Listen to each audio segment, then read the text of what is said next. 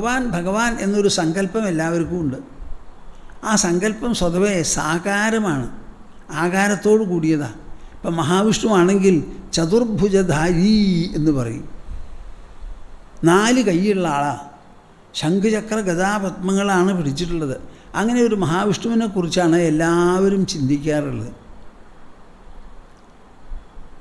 അങ്ങനെ ഒരു സ്ഥൂല രൂപം നമ്മുടെ മനസ്സിൽ നിന്ന് ചിന്തിച്ച് ഉറച്ചു തന്നെ ഇരിക്കട്ടെ.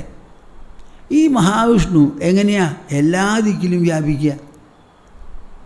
എന്തെങ്കിലും ഒരു രൂപമോ മൂർത്തിയോ ഉണ്ടെങ്കിൽ അതിന് വ്യാപകത്വം ഉണ്ടാവില്ലല്ലോ. അപ്പം നമുക്ക് 4 ഭൂതങ്ങളുണ്ട്. കട്ടിയായ ഭൂമി, ദ്രവമായ വെള്ളം, വാതരൂപത്തിലുള്ള കാറ്റ്, ചൂടും പ്രകാശവും നൽകുന്ന അഗ്നി എനർജി. ഇനി ഇതൊന്നുമല്ലാതെ ആകാശം എന്നൊന്നുണ്ട്. അതിന് നിറമില്ല, മണമില്ല, ഗുണമില്ല, എവിടെയാണെന്ന് പറയാൻ പറ്റില്ല. പക്ഷേ സർവ്വസ്ഥലത്തും വ്യാപിച്ചിരിക്കുക. അതാണ് ഭഗവാന്റെയും സ്വഭാവം. അപ്പോൾ ഈ സാകാരം സാകാരം എന്ന് പറയുന്നത് ആദ്യമുണ്ടെങ്കിലും ആ സ്ഥൂല രൂപത്തെ അങ്ങോട്ട്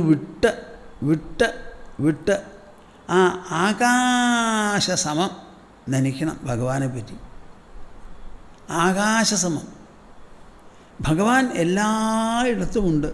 ഭൂമി എല്ലായിടത്തും ഉണ്ടാവൂ, വെള്ളം ഉണ്ടാവൂ, കാറ്റുണ്ടാവൂ, അഗ്നി ഉണ്ടാവൂ? ഇല്ല ഇല്ല ഇല്ല. എല്ലായിടത്തും ഉള്ളത് ഒരൊറ്റ സാധനമേ ഉള്ളൂ, ആകാശം. ആ ആകാശത്തെ പോലെയാണ് ഭഗവാൻ എന്ന് വിചാരിച്ച് ആ മനസ്സങ്ങട് അങ്ങോട്ട് വികസിച്ച് വികസ്വരമായി തീരും. അങ്ങനെ വികസ്വരമായി തീരുമ്പോൾ അതിലുള്ള ചിത്തവൃത്തികളെല്ലാം തന്നെത്താനെ കനം കുറഞ്ഞ് ഉപശമിക്കും. അങ്ങോട്ട് ഉപശമിച്ചാൽ ഉണ്ടാവുന്നത് ശൂന്യം എന്ന് വിചാരിക്കരുത്. അയ്യോ, എൻ്റെ മനസ്സിലൊന്നുമില്ല.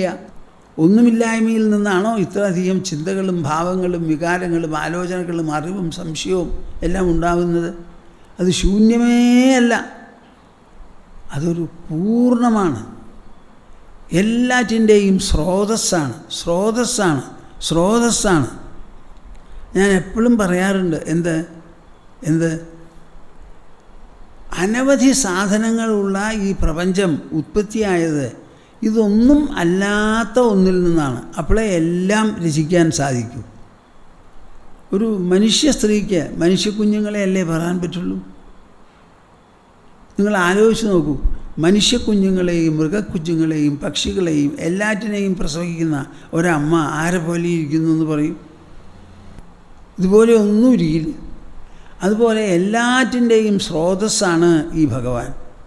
അപ്പോൾ എല്ലാറ്റിൻ്റെയും സ്രോതസ്സാണെങ്കിൽ ഈ ഭഗവാന് പ്രത്യേകമായ ഒരു രൂപമോ ഭാവമോ ഉണ്ടാവില്ല. അദ്ദേഹം ആകാശസമം